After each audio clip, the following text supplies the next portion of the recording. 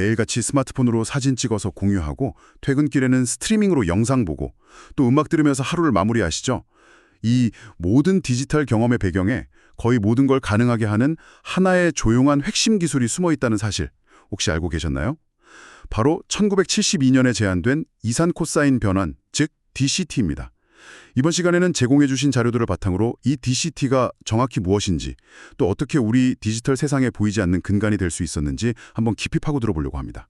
특히 요청하신 대로 DCT가 왜 복잡한 수학 대신에 단순한 실수 연산만으로도 강력한 성능을 내는지, 그리고 왜 하필 코사인 함수를 쓰는 게 데이터 압축에 마법 같은 효율을 가져다 주는지 이 부분에 한번 초점을 맞춰보겠습니다. 네, DCT를 한마디로 정의하면요. 아주 복잡하고 방대한 데이터를 이해하기 쉬운 몇 개의 기본 패턴들 있잖아요. 그것들의 조합으로 다시 분해하는 기술이라고 할 수 있어요. 오늘 이야기의 핵심은 어떻게 훨씬 적은 정보로 원본에 거의 가까운 결과를 만들어내는가가 될 텐데요.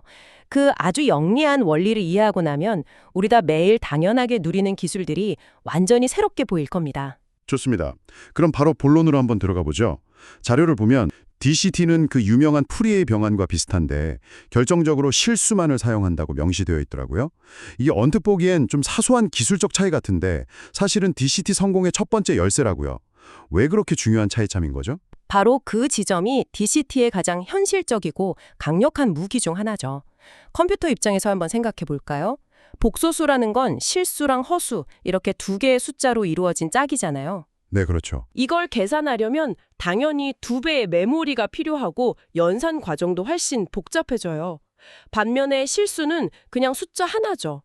DCT는 이 복소수 계산이라는 무거운 짐을 그냥 처음부터 내려놓고 시작한 거예요. 아, 그러니까 단순히 계산 속도가 좀 빨라지는 수준이 아니라 처리해야 할 데이터의 양 자체가 이론적으로 그냥 절반으로 줄어드는 효과가 있다는 거군요. 맞아요. 바로 그겁니다. 그리고 이게 1970년대 초반의 컴퓨팅 환경이었다는 걸 한번 생각해 보면 이 선택이 얼마나 기가 막힌 것이었는지 알 수 있죠.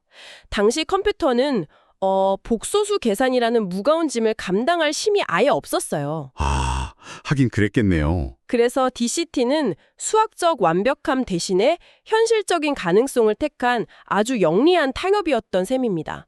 그런데 놀랍게도 그 타협이 수십 년간 디지털 미디어 표준을 지배하는 결정적인 한 수가 된 거죠. 실용적인 선택이라는 건 알겠는데 혹시 그 대가로 잃는 건 없었을까요? 복소수를 사용하면 뭔가 더 정밀하고 풍부한 표현이 가능했을 것 같은데 실수만 쓰기로 하면서 포기해야 했던 정보의 질 같은 게 있었을까요? 와, 굉장히 좋은 질문이에요. 이론적으로는 당연히 잃는 정보가 있죠. 복소수는 신호의 크기, 그러니까 진폭뿐 아니라 위상 페이스 정보까지 담을 수 있으니까요. 하지만 DCT가 주로 사용되는 이미지나 오디오 같은 분야에서는 인간의 시각이나 청각이 이 위상 정보 변화에는 비교적 둔감해요. 아, 우리가 잘 알아채지 못하는 부분이군요. 네, 즉 가장 중요한 정보는 대부분 실수 계산만으로도 충분히 잡아낼 수 있었던 거죠. 얻는 속도와 효율성에 비해서 잃는 품질 손실이 아주 미미했던 그야말로 남는 장사였던 셈입니다. 좋습니다. 그러니까 1970년대 하드웨어에서도 충분히 돌아갈 만큼 계산이 단순하고 실용적이었다. 이게 첫 번째 비밀이군요. 하지만 속도만 빨라서는 의미가 없죠. 결국 압축률이 좋아야 하니까요. 여기서 자료에 나온 강력한 에너지 압축 속성이라는 개념이 등장하는데 이게 바로 DCT를 특별하게 만드는 두 번째 비밀인 것 같습니다. 대체 어떻게 정보의 에너지를 한 곳에 모은다는 걸까요? 에너지 압축이라는 말이 좀 어렵게 들릴 수 있는데 쉽게 말해서 중요한 정보 몰아주기라고 생각하시면 돼요. 중요한 정보 몰아주기요? 네. 예를 들어 이미지 데이터가 100개가 있다면 그중 가장 핵심적인 정보 90%를 단 10개의 데이터에 집중시키는 거예요. 그리고 나머지 90개는 거의 의미 없는 값으로 만들어버리는 능력인 거죠. DCT는 이 능력이 아주 탁월합니다. 중요한 정보랑 중요하지 않은 정보를 구분해서 줄을 세우는 거랑 비슷하네요. 정확해요. 그 원리를 이해하려면 경계 조건이라는 개념을 알아야 하는데요. DCT의 형님격인 푸리의 변환, DFT는 우리가 분석하려는 데이터 덩어리가 우주 전체에 무한히 복사 붙여넣기 된다고 가정을 해요. 문제는 데이터의 맨 끝과 맨 처음이 자연스럽게 연결되지 않을 때 발생합니다. 예를 들어 이미지의 맨 오른쪽 픽셀은 아주 밝은 흰색인데 맨 왼쪽 픽셀은 새까만 검은색일 수 있잖아요. 이걸 그대로 이어붙이면 갑자기 뚝 끊어지는 뭐랄까 인공적인 절벽이 생기겠네요. 바로 그겁니다. 그리고 수학적으로 이 절벽처럼 급격한 변화를 표현하려면 아주 복잡하고 뾰족뾰족한 고주파 성분이 필요해요. 그러니까 수많은 자잘한 파동들이 필요하게 되는 거죠. 결국 원본 데이터에는 있지도 않던 이 가상의 경계선을 설명하기 위해서 엄청난 양의 데이터가 낭비되는 거예요. 불필요한 계산을 잔뜩 해야 하는 상황이군요. 맞습니다. 하지만 DCT는 여기서 아주 영리한 발상의 전환을 합니다. 데이터를 거울에 비춘 것처럼 좌우 대칭으로 확장된다고 가정하는 거예요. ABCD라는 데이터가 있다면 DCB, ABCD 이런 식으로요. 거울에 비춘다. 네. 이렇게 하면 데이터의 끝 D와 시작 A가 만나는 게 아니라 끝 D와 그 다음 시작 C가 아주 부드럽게 연결되죠. 인공적인 절벽이 사라지고 완만한 언덕이 되는 겁니다. 와, 거울에 비춘다는 그 간단한 아이디어 하나로 가장 골치 아픈 문제를 그냥 해결해 버리는군요. 그렇죠. 한번 생각해 보세요. 거울에 비친 것처럼 대칭인 파동은 시작과 끝 지점의 높이 그리고 기울기가 똑같을 수밖에 없어요. 아주 부드럽고 완만한 언덕 같은 모양이죠. 이런 부드러운 언덕을 표현하는 데는 복잡하고 뾰족한 고주파 신호가 거의 필요가 없고요. 가장 기본적인 코사인 곡선 몇 개, 즉 저주파 성분만 있으면 충분합니다. DCT는 의도적으로 이런 쉬운 문제로 바꿔서 푸는 거예요. 아하, 이제 완벽하게 이해가 됐어요. DCT 변환을 거치면 데이터가 일종의 중요도 순으로 재종렬되는 거군요.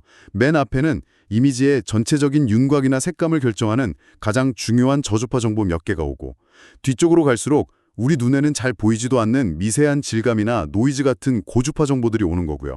그래서 압축할 때는 그냥 뒤쪽에 있는 데이터들을 과감하게 뭉개거나 0으로 만들어버려도 시각적으로 큰 차이를 못 느끼게 되는 거군요. 아주 거칠게 반올림 해버리는 거예요. 그러면 정보량이 대폭 줄어들게 되죠. 자료에 따르면 이 방식을 통해서 스튜디오 품질에 가까운 결과물을 8분의 1에서 14분의 1 크기로 줄일 수 있고요. 허용 가능한 품질이라면 최대 100분의 1까지도 압축이 가능하다고 합니다. 와, 경계선을 어떻게 처리하느냐는 이 작은 가정의 차이가 이렇게 엄청난 압축 효율의 차이를 만들어내는군요. 정말 놀랍습니다. 제가 어제 4K 스트리밍으로 영화를 보면서 감탄했던 그 선명한 화질이 사실은 50년 전 이 정도면 충분하겠지라고 현실과 타협했던 기술 덕분이라는 거잖아요. 오래된 기술이 여전히 최첨단 경업의 중심에 있다는 게 믿기지가 않네요. 맞습니다. 실수 연산을 통한 효율성과 에너지 압축이라는 이 두 가지 강력한 무기 덕분에 DCT는 우리 삶 곳곳에 스며들 수 있었죠. 그럼 이제 그 응용 분야들을 좀 더 자세히 들여다보죠. 제공된 자료에 나온 목록만 봐도 정말 압도적인데요. 가장 먼저 떠오르는 건 역시 디지털 사진의 대명사, JPG네요. 네, 1992년에 표준이 된 JPG는 DCT의 능력을 가장 직관적으로 보여주는 예시죠. 이미지를 8x8 픽셀의 작은 블록으로 나눈 뒤에 각각의 블록에 DCT를 적용해서 저주파와 고주파 성분으로 분리를 해요. 그리고 아까 말씀드린 것처럼 고주파 성분 정보를 과감하게 버려서 파일 크기를 줄이는 거죠.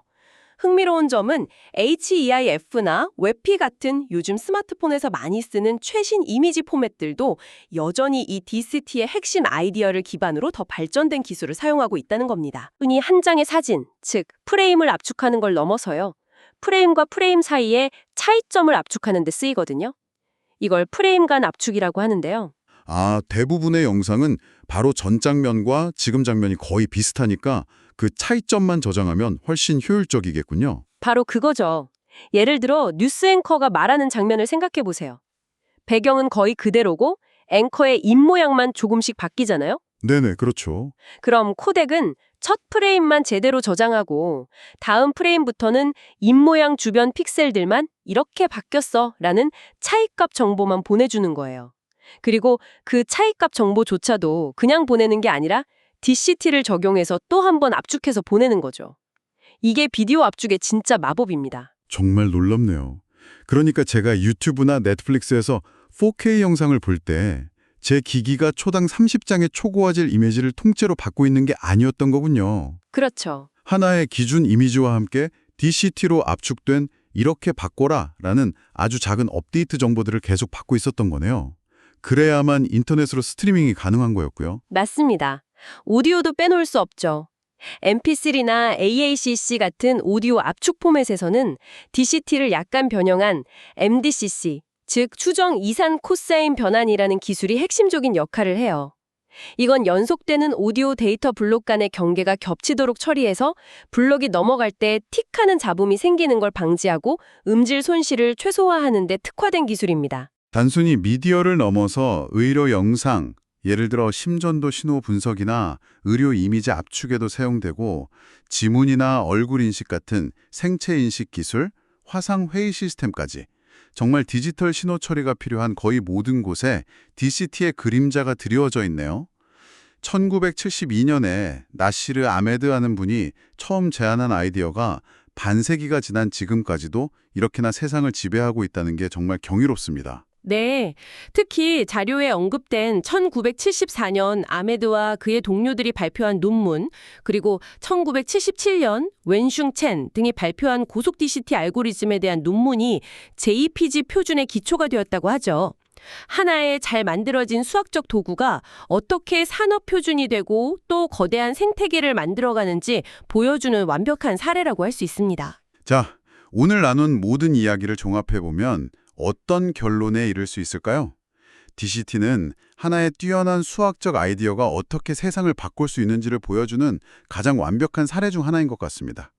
컴퓨터 친화적인 실수 연산과 정보의 핵심만 추려내는 에너지 압축이라는 두 가지 특성을 통해서 우리는 이전에는 상상할 수 없었던 방식으로 디지털 정보를 저장하고 공유하고 또 즐길 수 있게 된 것이죠. 오늘 탐구를 마무리하면서 생각해 볼 만한 질문을 하나 던져드리고 싶어요.